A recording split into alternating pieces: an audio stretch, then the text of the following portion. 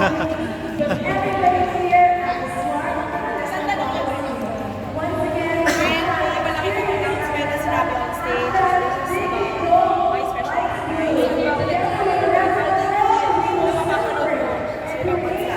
know what? After my special tatay, lungkot yung naramdaman ko.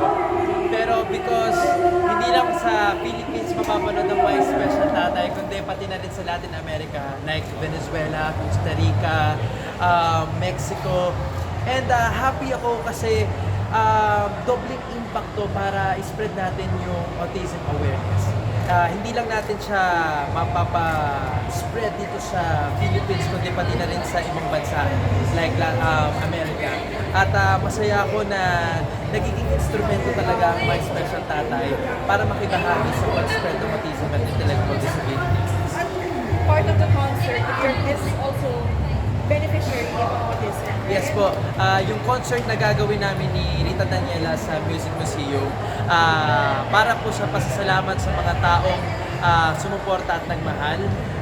Gusto namin ibahagi din ang concert namin na gagawin sa May 11 sa mga tao, especially sa mga bata na merong autism at intellectual disability. At surprise guest namin sila.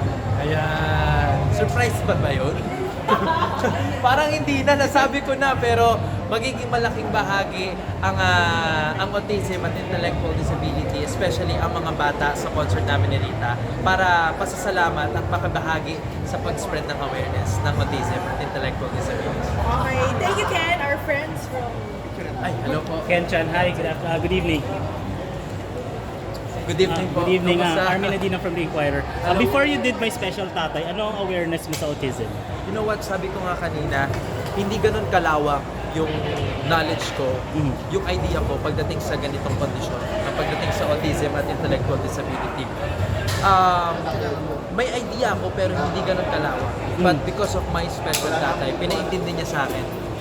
Hindi ko alam na marami palang kind ito at merong mild, merong moderate at may severe. Dati hindi ko alam yun, pero ngayon aware na ako. At sabi nga nila, pag meron tayong nakakasalamuhan ng mga taong parang sabi natin weird, hindi pala. Hindi natin alam na nararanasan na meron silang ganitong kondisyon. At isa yun sa dahilan kung bakit huwag tayo mag-judge ng ibang tao, kung bakit nasasabi natin bakit ang weird nila. Hindi natin alam na nararanasan o meron para silang ganong klaseng kondisyon. At yun ang gusto kong ipaintindi sa mga tao through my special tatay. Sabi ko nga, I'm really happy that I was able to shed some light on autism through my character. It's been like 7 months at sa 7 buwan na yun, sinamahan kami ng mga tao at nakakatanggap ako ng mga messages sa social media ko, nakakatanggap ako ng mga comments na nagpapasalamat sila sa my special tatay because lalo na yung mga magulang, may mga anak na merong autism at merong anak na mga batang merong intellectual disability. Nagpapasalamat sila na nakikibahagi ang GMA7 para sa awareness na to. You mentioned earlier na goal nga ng show kung mag-spread ng awareness about autism. How successful was my special title in achieving that goal?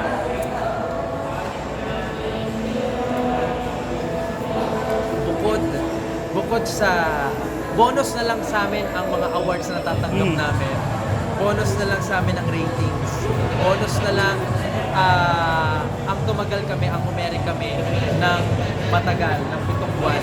Pero ang pinaka masaya kami, ang pinaka natuwa kami dun sa goal namin, yung ipaintindi sa mga tao kung ano ba ang pinagdadaanan ng mga taong merong ganitong kondisyon.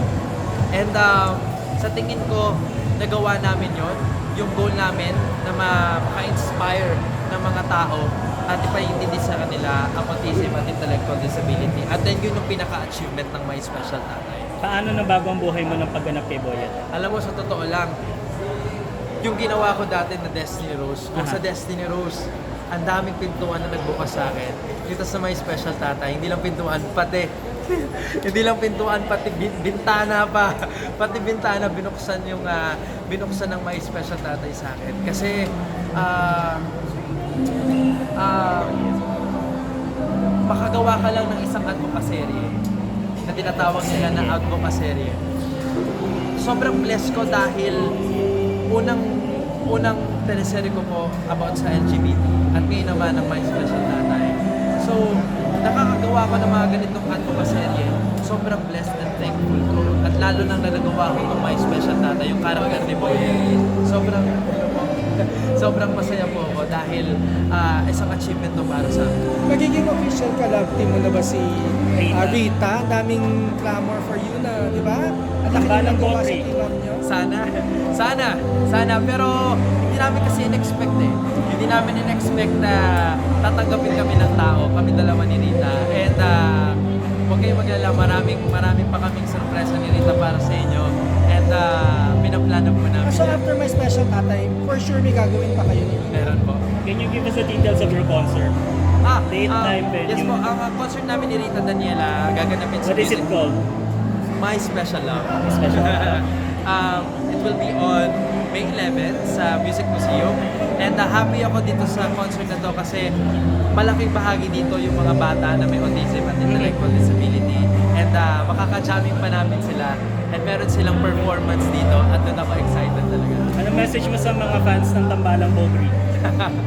Ako, salamat po sa naniwala. Hindi, salamat po sa walang sawang pagmamahal at suporta po na binigay ng mga tao sa amin. And hanggang ngayon, kahit natapos na po yung My Special Tatay, nandyan pa rin kayo. At sa totoo lang, sasabihin ko, nakakalakas sila ng loob dahil bilang artista, bilang tao sa industriya, minsan napanghihinaan ka ng loob. Pero dahil sa mga taong tulad nila, nakakalakas sila ng loob at inspirasyon ko din sila sa lahat ng ginagawa ko dito sa showbiz. Hiniling mo ba sa GMA na bigyan ka na yung sunod na role mo hindi naman yung masyado kang mapapagod sa pag-acting? Naku, gusto ko pumapagod ako ng mapagod. Talaga?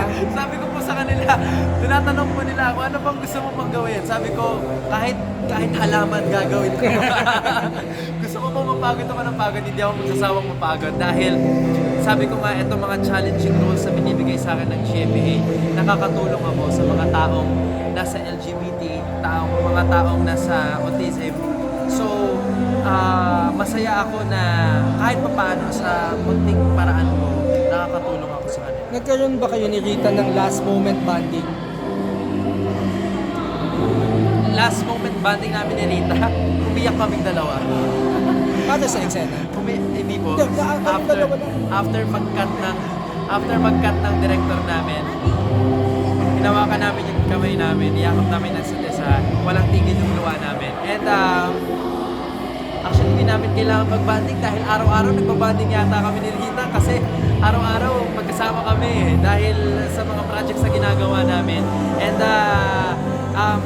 sasabihin ko lang na magkakasama sa lahat ng mga tao o may mga mag-anak po kayo na nasa Amerika, makakasama nyo rin kami ni Rita sa Pittsburgh, sa California, and sa LA po. Sana magkita-kita po tayo ng mga puso. Thank you very much.